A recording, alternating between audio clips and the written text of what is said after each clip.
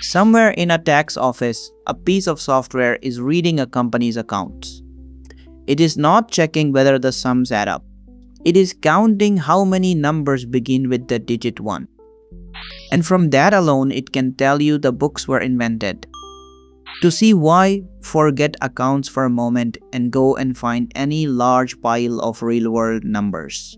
The populations of every town in a country, the lengths of the world's rivers, the file sizes on the laptop in front of you. Throw away everything except the very first digit of each number. Now, there are 9 digits it could be. So each one should show up about 11% of the time. That is not what happens, and it is not remotely close. The digit 1 arrives 30% of the time. The digit 2, 17.5. By the time you reach 9, you are down to 4.5%. Put another way, the first 3 digits alone swallow 60% of everything. And this is not a quirk of one dataset, it is a law. I ran it over 10,000 Fibonacci numbers. The gap between prediction and reality was under 0.02%. Then over 10,000 powers of 2. Same answer again.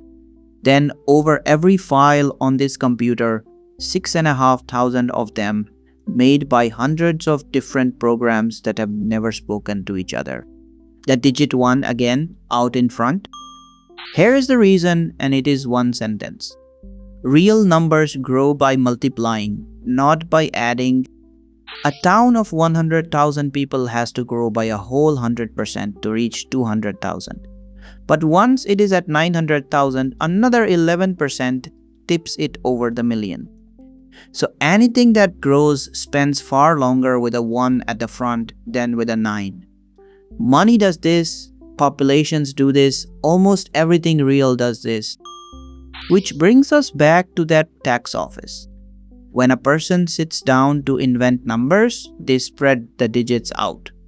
They think random means even, so they sprinkle the 4s and the 7s and the 9s around to make it look natural.